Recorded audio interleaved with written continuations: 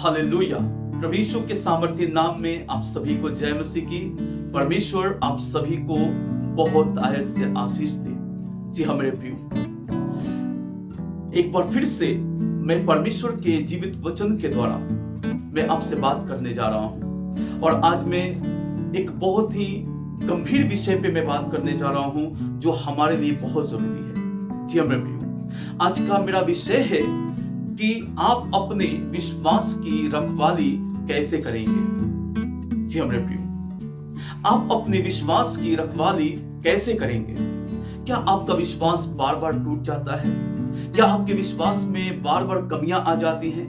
क्या आप अपने जीवित परमेश्वर पे विश्वास करने से चूक जाते हैं? तो आज मैं उसका सॉल्यूशन बताने जा रहा हूं कि आप कैसे परमेश्वर के वचन में बने रहेंगे, कैसे आप परमेश्वर के विश्वास में आप बने रहेंगे, कैसे आपका विश्वास कम कभी नहीं होगा। जी हाँ मेरे प्रियो, तो आइए मैं परमेश्वर के वचन में इस समय आपको लेके चलना चाहता हूं और मैं इस बात को बताना चाहता हूं कि जो बाइबल आपके हाथ में है, जो जीवित वचन आपके हाथ में है, मैं इस बात को कहना चाहता हूं, ये वचन साधारण नहीं, ये वचन विश्वास का वचन है जो प्रभु यीशु मसीह ने आपको और हमको दिया है। हालेलुया। प्रभु यीशु मसीह ने ये विश्वास का वचन आपको हमको दिया है। जब आप पढ़े होंगे बाइबल में, कई बार जब प्रभु यीशु लोगों से बात करते थे तो उनको संतुष्ट करने के लिए बार बार इस बात को बोलते थे, मैं तुमसे सच सच कहता हूं। यानी कि इसमें कोई झूठ नहीं है, इसमें कोई कमी नहीं है। यीशु बार बार बोलते थे, मैं तुमसे सच सच कहता हूं, मैं तुमसे सच कहता हूं। कई बार उन्होंने बाइबल में इस बात को हम लोग पढ़ते हैं, कई बार उन्होंने बोला। जी हाँ मेरे प्रियो, तो आइए मैं परमेश्वर के जीवित वचन से मैं इस बात को मैं बताना चाहता हूं कि आपका विश्वास हमेशा परमेश्वर में कैसे बना रहेगा। जी हाँ मेरे प्रियो, तो आइए हम परमेश्वर के जीवित वचन में चले।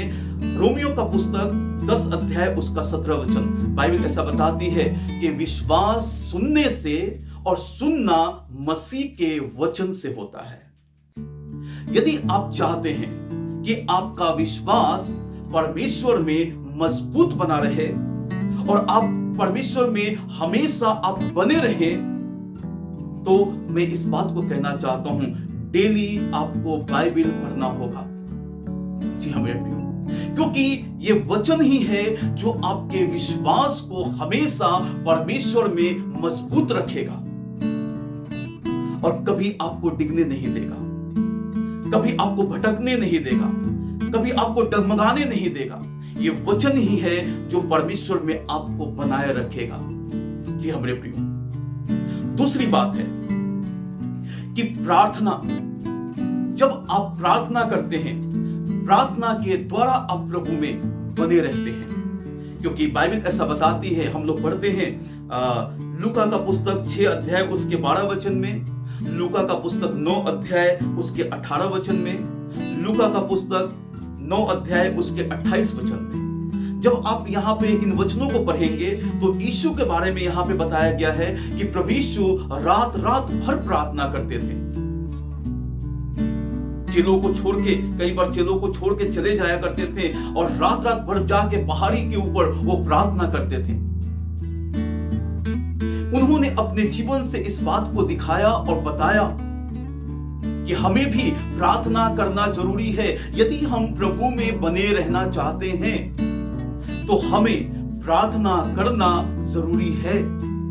जी हाँ मेरे प्रियो, प्रेरितों के काम का पुस्तक जब आप 3 अध्याय उसके पहले वचन को पढ़ते हैं तो लिखा है कि चेले जो प्रभु यीशु से सीखे थे, जिस तरह से प्रभु यीशु ने उनको सिखाया था, चेले वैसा ही कर रहे हैं। लिखा है कि तीसरे पहर चेले परमेश्वर के मंदिर में प्रार्थना करने के लिए वो तीसरे पहर जा रहे थे।